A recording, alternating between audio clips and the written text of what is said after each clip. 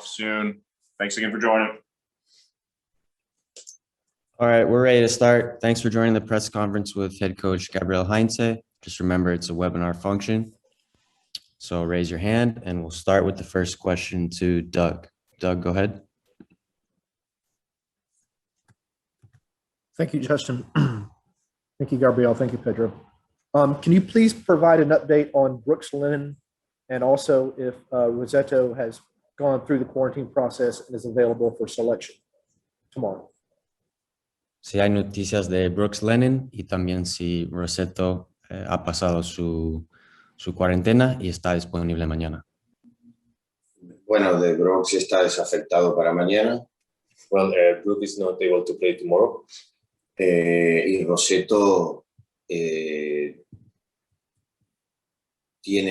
tuvo 7 días de entrenar con el equipo. Rossetto has been training by himself without the group. Entonces es imposible que pueda jugar mañana, ¿no? It means it's impossible for him to play tomorrow. Next question will go to Felipe. Buen día, Gabriel. No espero un análisis profundo porque apenas llevas, yo creo que 4 partidos en Estados Unidos, pero sí me gustaría saber sus primeras impresiones del arbitraje, el estilo del arbitraje en Norteamérica, particularmente el partido pasado que Chicago cometieron 25 faltas, recibieron una sola tarjeta amarilla. No sé qué impresión tienes hasta ahora. About his first impressions of the league. La verdad que no le ha prestado mucha atención, la verdad. I did not pay much attention, if I'm honest. Sí que es verdad que cada vez el juego es un poco más agresivo. It's true that the game is a little bit more aggressive. Pero no, la verdad que no le he prestado mucha atención al arbitraje. But as I say, I did not pay much attention to the referee. Creo que hay cosas más importantes del entrenador para ver en un partido. I think there are more important for a coach to pay attention to. Okay, next question will go to Henry Higuita. Henry, go ahead.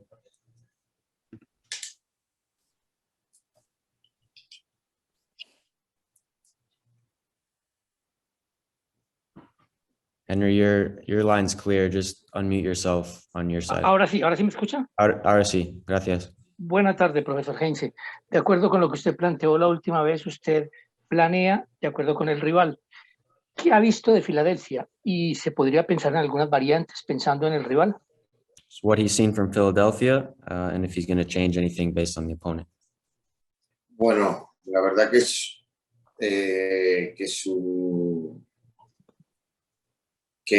el análisis es complejo. Lo que nos va a plantear, lo que está planteando el rival. Well, the analysis is very complex, and what the Philadelphia has been doing is going to be difficult. El posicionamiento de los jugadores es completamente distinto a lo que vemos normalmente. The positioning of Philadelphia is totally different of what we have been seeing. Y tengo que ver hoy en el entrenamiento cómo están los chicos. And today during the training, I need to see how the players are. Y después, bueno, elegiré los que mejores puedan estar en campo, siempre también sabiendo las características del rival, que son buenas y complejas.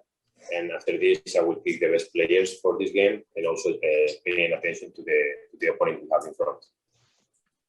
Next question, Sam Jones. Sam, go ahead. Hi, Gabby. What challenges does Philadelphia's use of 2 forwards present for your team in particular, tactically?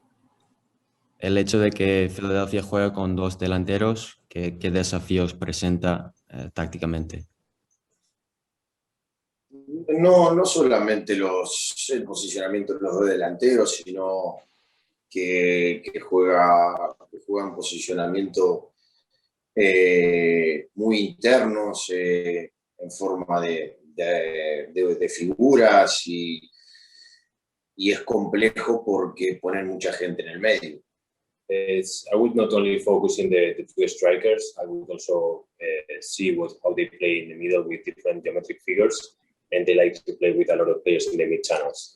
De lo cual ellos lo que hacen es tener mucha posesión del balón y cuando ya están en posibilidad juegan muy rápido esos dos delanteros que tienen características muy buenas. By doing this, they have a lot of possession, and as soon as they have the ball, they look for these two strikers that they have very good characteristics. Sí, que es verdad que se ve que es un equipo que ya está muy bien trabajado, que sabe a lo que juega. But you can see that it's a team that is well worked, well trained, and they know what to do. Next question will go to Ronald Peña. Ronald, go ahead. Buenas tardes, Gabriel. Buenas tardes, Pedro. Santiago Sosa cumple una función muy importante a la hora de distribuir la pelota. Creo que en el partido de Alajuelense Atlanta se complicó un poco en la salida y también en el segundo tiempo ante Orlando por cuestión de una marca personal sobre Santiago. Si dobla marca sobre Sosa, ¿se tiene pensados cambios en el esquema para resolver esa posibilidad? The question's about Sosa and his role in building out of the back, and if the opponent is marking Sosa, what the changes would be. Bueno, primero que no comparto su análisis de que no hemos podido sacar bien el balón en Orlando. I don't share your analysis talking about we did not play well from build up against Orlando. Build up from against Orlando. En todos los partidos no han ido a tapar a Santiago. In all the games, they are trying to stop Santiago. Y lo que nosotros intentamos es buscar otras opciones, porque no solamente Santiago es el encargado de controlar el balón. And we are trying to solve and to find other solutions because Santiago is not the only one helping to move this ball. Si no lo ves el contra el partido, si quiere que hablemos del partido de Orlando, donde los cuales toda la salida la hemos hecho por banda. Like we could talk, for example, about the games against Orlando, where most of the plays were playing close to the sidelines. La salida del balón no deben ser siempre centralizadas. Like the build-up should not be all the time by the mid-channels.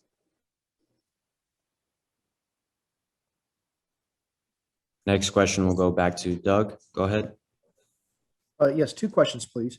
With the players playing on Saturday, are you a manager who uses both the data from the sports scientists and what you see from the players on the field to decide if they're fit enough to play? I'm curious how much weight you put on just what you see and what the numbers say.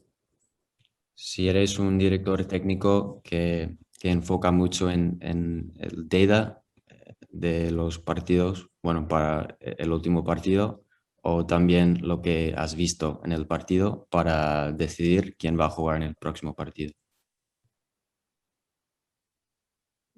Si me fijo en el rival o en el mío.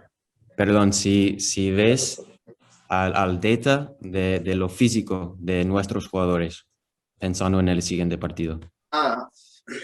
Sí, cómo están físicamente después de un partido. Sí, y mirando al data. Pedro, no sé si puedes usar una palabra mejor que No, mire, los datos físicos sí lo analizamos. Yeah, the physical data, of course we analyze it. Pero no es una cosa que a mí me hace que puede jugar o no puede jugar. But this information, it will not decide if a player is going to play or not. La decisión de que juegue o no un jugador, the decision to see if a player is going to play or not, no es por los datos, it's not because of the data, sino es por lo que siento it's because of what I feel y por lo que veo. and from what I see. El día que pierda esto y le dé más importancia a los datos, creo que me tengo que ir de esta profesión. The day that I pay more attention to the data of what I feel is when I think I need to quit my job. Thank you. Next question will go back to Felipe. Go ahead. Gabriel, en los centrales, Robinson y Antón, tienes dos jugadores que están creciendo muchísimo, están jugando muy bien, se entienden, hay buena química. En la banca tenés a Alan Franco. ¿Cuál es la, por no decir preocupación, pero el reto más importante de quizás romper los dos centrales que están jugando bien para, digo, introducir a otro jugador? Perdona que no llegó el audio. Si puedes empezar del principio. ¿Cómo no? Disculpa. No, tranquilo. Que en los dos centrales, Robinson y Anton Walks, tenés a dos jugadores que están jugando muy bien, se están entendiendo, hay buena química, se nota que están muy comprometidos, pero en la banca hay un jugador como Alan Franco que pues la gente espera que juegue también. Yo sé que usted ya ha dicho que le va a costar a él también entrar en el equipo. ¿Cuál es el reto principal de quizás romper una pareja de centrales que están jugando bien para darle más minutos a un jugador también importante? Just about how both center backs are currently playing well, but the fact that Alan Franco is on the bench and, what his thoughts are on getting Alan more minutes. Sí que es verdad que Miles y Anton han hecho grandes partidos. It's true that Miles and Anto have been doing pretty good games. Y hablando específicamente que me preguntó de Alan, And talking about specifically about Alan, es un jugador que necesita ya empezar a jugar. he's a player that needs to start playing. Hay muchísimos partidos. And we have a lot of games. Como Alan están los otros chicos que también están peleando por una posibilidad. And as Alan, we have other players that they are also fighting to get this opportunity. Y lo que más quiero es tenerlos a todos disponibles. And what I want the most is to have everybody available. Y después elegir al que yo creo que es el mejor. And after all, I will pick the best ones that they are more prepared for the game. Pero una de las tranquilidades de un entrenador es saber que tiene jugadores que puede confiar y que puede tenerlo, ¿no? En cualquier momento. But I think one of the best things that a coach could have is know that you have a player that you can pick at any moment. Perfecto, gracias. Okay, thank you. That will conclude. Gabriel is part of the press conference. We'll have Thank you, George. gracias. Thank you. All right, we'll pick it back up where we left off. Just remember, it's a webinar, so use the raise your hand function. Right now, we'll start with a question from Jonathan Tannenwald. Jonathan, go ahead. Thanks. I'm just wondering, this is Jonathan Tannenwald from the Philadelphia Inquirer. What you make of this Philly team and some of the young guys on it, who I'm sure you know well enough. Yeah, I mean, for sure, they're a very talented team. Everyone saw what they did last year. So yeah, we're looking forward to it. I know they have, like you said, they have a lot of young guys, young players. So yeah, I mean, it's going to be a great game. We have a lot of respect for them, and we're going to go out there and try our best to win the game. You haven't played them in a while. How much does that matter? I wouldn't say it matters too much because, I mean, teams change. I mean, they don't have the same exact team from last year, obviously. So I wouldn't say it matters that much. We're going to do, obviously, film on them before the game. And like I said, do the best we can to do to get a result. So I wouldn't say it's too much of a bad thing. Thanks. Mm-hmm. Next one, we'll go to Felipe.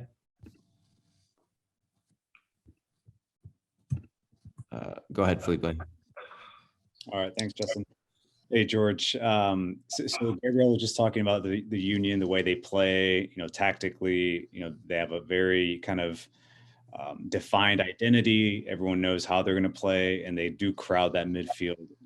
I mean, obviously for Gabriel, he's coming into this fresh. Like, this is the first time he's reviewing that team, but several guys on Atlanta United have already played against the Union. Does that help? Does that help the staff? Does that just add a little bit more, perhaps limit the uncertainty that the staff may have in facing a new team? Can you repeat that question again, please? Does the fact that you guys have played the Union before and kind of know a little bit how they play, their diamond, that they crowd the midfield, is that an advantage? Because Gabriel was just telling us that they're a complicated team, they're tough to break down, and it is, of course, the first time he's reviewing them. Yeah, I would say it helps to an extent, for sure. Some of the guys on the team have played them, so they can give their ideas, because Coach Gabby's always open to hearing what we have to say and always open to using our feedback. So, I mean, yeah, I mean, it can play a good part, but I mean, as a team together, we're obviously going to do film on them, see where we can break them down, where we need to be careful about them, and just get through it together. So, I mean, I think it's going to be like a joint thing that we have to do together to be able to beat this team.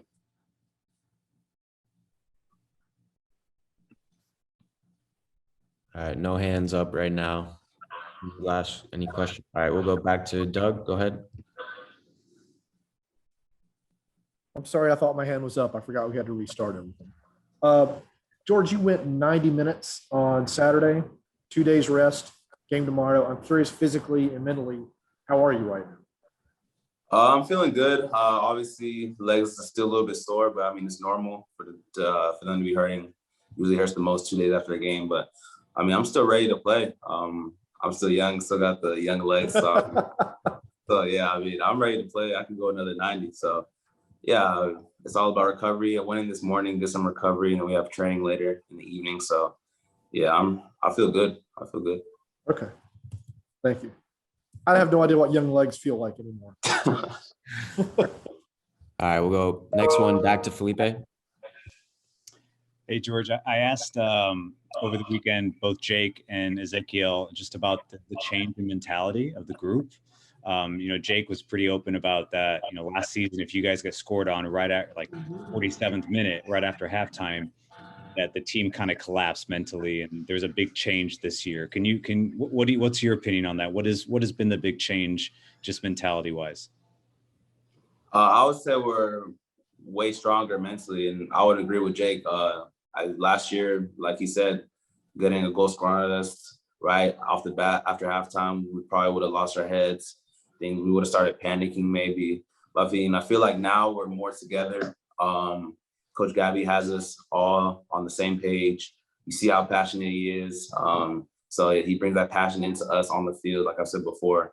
So, I mean, I feel like all together and togetherness, we're all as one, and we're all mentally stronger. We pick each other up. And I guess that showed. I mean, after this score, we didn't panic. We just kept playing our game, kept playing the way we've been coached so far. And like I said, I feel like this team can really do big things this year. So I'm really excited. And this is just the beginning, obviously. We still have a lot of work to do. George, and last one for me, right after that, like immediately after that goal from Chicago, like you were not playing in your position. You were inside the 18. You looked like a second forward. What happened there? Like, what was that a directive from Gabriel? Was it just kind of you feeling the game out and looking for that equalizer? I mean, I think that's just the way we play. I think I said it before, but the way Coach Gabriel likes to play is he doesn't care what position you are. If someone's not in that area, you can get to that area. So, I mean, I think in that moment, I was just trying to find an empty space, and I like attacking a lot. So I was just up there in the box. So, I mean, like I said, Coach Gabby doesn't mind if you're not in the right technically position, but as long as you're filling that space. So I would say, yes, both the way I like to play and both the way the Coach Gabby wants the team to play. Just finding those open spots and being in the right place at the right time. So I would say that, yeah. Thank you. Appreciate it.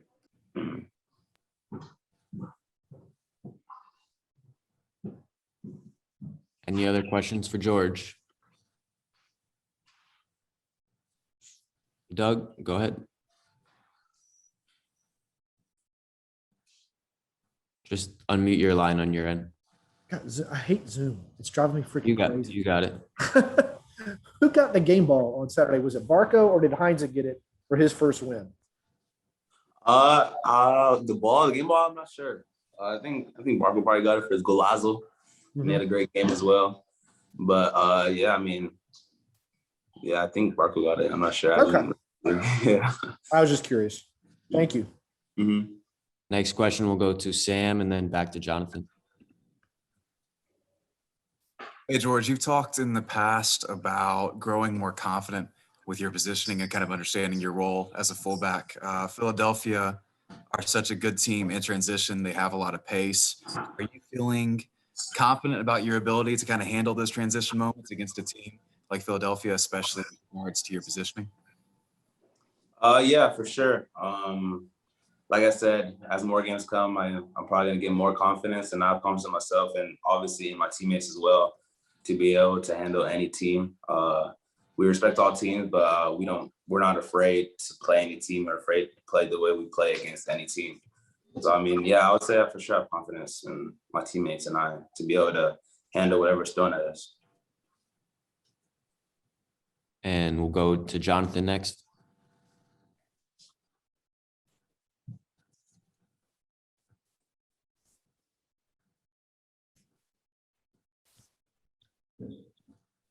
Jonathan, just unmuted on your end and you're good. Sorry, I see. Sorry, never mind.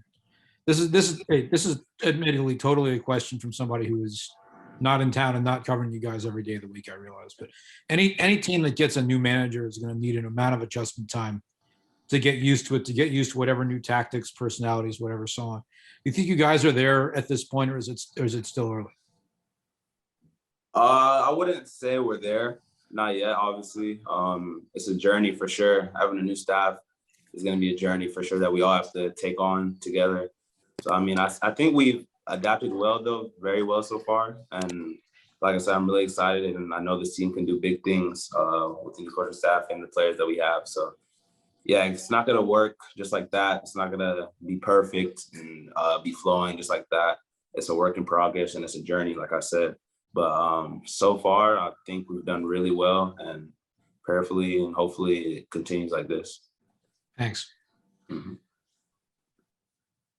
All right. Thanks, everyone. That'll conclude it for our portion of the press conference. Appreciate everyone's patience today. And thank you, George. Thank you. Thank you, guys.